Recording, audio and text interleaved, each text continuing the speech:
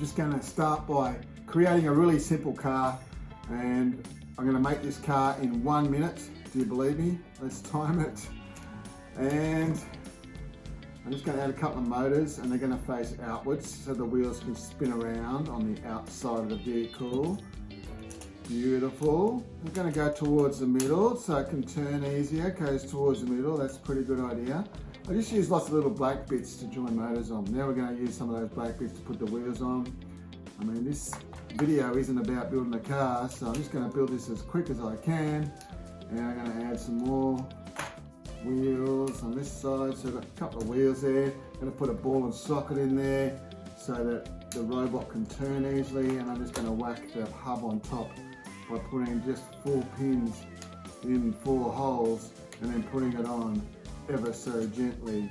When you put it on nice and gently, it goes on easily. Okay, so I'm going to plug the motors into A and B today just because I can. You can plug them into any ports, of course, but today we're going to use A and B. So that's my little car. It's beautiful, isn't it? Now if you wanted to sense something else, then let's just start with the distance sensor.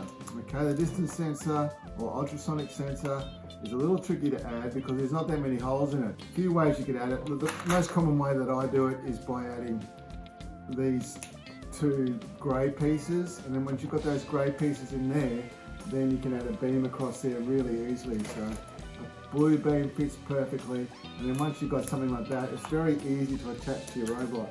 So you could put just a couple of black pieces in your robot and then stick the sensor on the front like that, and it should go on, no worries. It's good if it's not too high and it's not too low, it's just right. I mean, low's okay, I suppose, but the distance sensor detects things that are close to it, so you want it to face outwards from whatever sort of robot you're building, unless you get sensing something from above, which I've done before. I've made racing cars where it's facing upwards.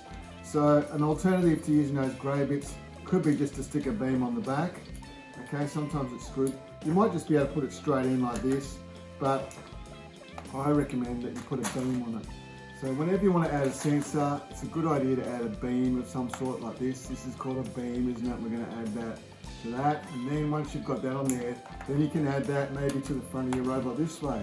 So put some pins in there, and then you can whack it like that. So that works pretty well, doesn't it? So the bottom line is, with the distance sensor, add something to it before you try and add it to your robot. Add some beams or some grey pieces like this, and then it should go on really easily. And it's better if it's horizontal to the ground. Okay. So sometimes you might find that your robot's on a bit of a slant. Like if I had big wheels on here instead of small wheels, then you might find that your robot is tilting a little bit. And if that's the case, you probably need to use some other pieces to sort of level out your sensor. This sensor works a lot better when it's trying to see, or whatever it's trying to see. It's better than doing this or this.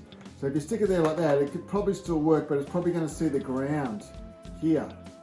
So you probably want to use some of these things. I like to use these little blue bent joiners, okay? And depending on what sort of angle you got, if you use some of these little blue pieces, cross axle in one end and a round pin in the other, then you've got a lot of flexibility to change the angle on your sensor. So I'll just create something like that, okay? And I'll do that twice. Now I've got 2 bent arms, okay? And then because we've got the beam on here already, we could just attach that beam to those blue parts and it should level out a bit. So now it's a bit more level. It's not perfect, but it's better than it was. But that's just a way you can change the angle of your sensor. So when it comes to the force sensor, it's a bit simpler, I think, to add, because you can use one of these grey H's really easily. You can put that there and add that to your robot, okay? Or you could put it in the very ends, doesn't matter if it hits the cable a little bit, okay? And that can go in the end. Sometimes if you want the sensor to be in the middle though, you might want to add a beam to the yellow piece so you've got more holes to play with. So if I put a beam across there now, I could easily put the sensor into that. But if you've used the ball and socket, sometimes there might be a couple of holes a bit lower than you expect that are available. Okay, so I can just put it in there like that. It's good to have things in the middle, especially with sensors. It's good to be symmetrical. So if your sensor's in the middle, then and the car goes straight, then it's more reliable than if it's being off to the side. So there's my little robot with a sensor in the front. Now the thing about the force sensor is you can add things into the button to make the button easier to press. So sometimes I'll put like an axle in there, maybe this size. That can go into the force sensor's button. And then I like to put a little bush before I put something else on there that might be bigger. Like you could use something like this. This works well, okay? But that's possibly going to fall off if you don't put another bush on the other side, like this, okay? So that's a pretty cool button now. And sometimes, if you have a robot that needs to be activated by pressing a button, it's good to put something in the button like that so it's easy to press. I mean, you could build a racing car and you press the button and it goes, okay? So there's lots of options for putting things in there. It doesn't have to be that clear piece. It could even be another wheel or a cog like this. It could be a cog. A cog's a good way of flattening out your button so it's easier to press, okay? And if you want to get really carried away, on the axle itself, you might want to put a shorter axle in, but you can put a lot of those bushes on the axle all the way up to the end. Like you could use the grey bushes or the yellow ones like I'm using, okay? And then it becomes very reliable to press because when you press down on it, then the axle doesn't poke through the top if you've got enough bushes on there. So you might put one more on there and then the axle won't push through the wheel or cog or whatever you're using as a button there.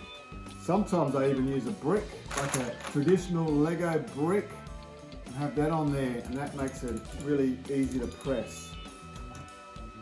So there's lots of ways you can attach your sensors, but I recommend that you just use those grey pieces, especially on the force sensor or the colour or light sensor. The light sensor and colour sensor, very similar. The light sensor is a colour sensor. It's both. But the important thing about using a colour sensor or light sensor is that if it's travelling along the ground, you can't have it it's not good if you have it too close to the ground, and it's not good if it's too far away. And once you've attached it to your robot, you can test it. I often use these biscuits. These biscuits are really handy for attaching sensors because then you can make the sensor a little bit further out from the robot than the rest of the robot. Like if this was a sumo bot, you have it a fair way out so that the sensor can see the white line around the board before the wheel goes off. You don't want the ball going off the board, so you might want to use some biscuits to extend how far out the sensor is, and then you should test it. So that's too low to the ground. So you might need to you could even put another biscuit in this way and have it sitting like this, okay? So you can build little things out of the biscuits and these grey pieces to help keep your sensor off the ground and possibly at a good height for you to read. But it's always good to test it. Plug the colour sensor into C. Lately I've been thinking it's a bit easier to code if you plug the colour sensor into C and the distance sensor into D and the force sensor into F. You can do that. You can plug them in any ports you like. But now we should test it. I'm just going to grab my iPad and we're going to connect it. Say you wanted the robot to turn when it comes to a red brick. Okay, you want to know if you can detect that red at that height. Is that a good height? Well, if you've connected your robot, you can tap up here. So now it's saying red, it's working all right. If you take it away, it's saying green because that's the color of my board.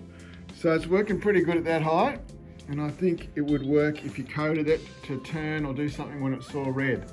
It's actually working when it's really close like that, but it's struggling a bit when it's high off the ground. So if I lift it up higher, it doesn't see the color red. But if it's nice and low, it'll see the color. So that's something to keep in mind. It's good to check to see if it works by tapping on that connection tab and looking underneath here. Likewise, you can see the reflected light. You can see how much light it's reflecting here.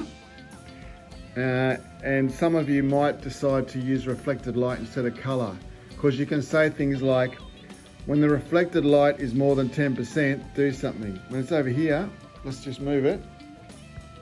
If I just move it over here, the reflected light is different now.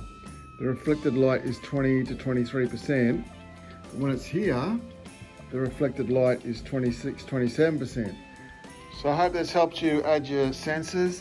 Just remember, if you're having trouble adding it, add a beam or some grey pieces or some biscuits, and Bob should be your uncle, whatever that means. Here's a quick shout out to my members. Thanks for supporting me, guys. You can become a member too by joining my channel. And here are some awesome other videos I made about all the sensors.